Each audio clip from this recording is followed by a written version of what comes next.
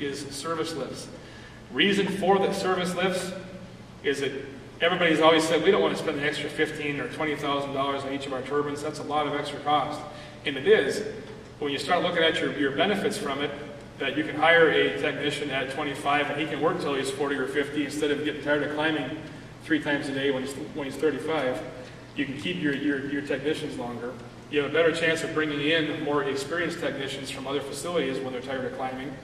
And on top of that, you can keep your insurance rates down because, of course, as your workers age, the risks of heart attacks and things go up, so your insurance rates go up with that. So this reduces the risk of fall, reduces the risk of over-exertion, and we believe our maintenance will be better as a result. At 5 o'clock, if you've climbed 4 times and you get to the base of a tower, do you want to climb again when you want to go home?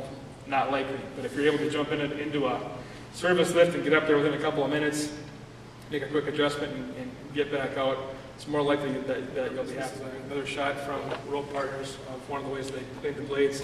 Another way is almost like a window washer in that they have a platform with a hole in the center of it that hangs down on the turbine.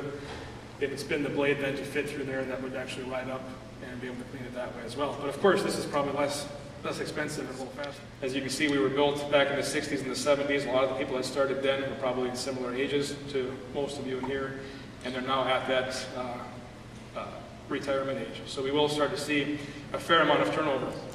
The next project that we're getting involved with will be operational in 2012, and our HR department informed me that we will be staffing up for that facility, which does need 30 employees that have not yet been hired.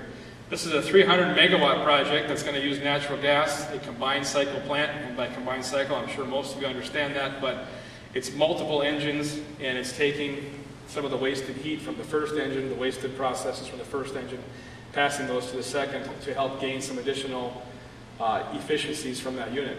Simple cycle, my understanding is, I'm not an engineer, but simple cycle is that many times about 50% of the energy consumed is actually wasted in the form of heat.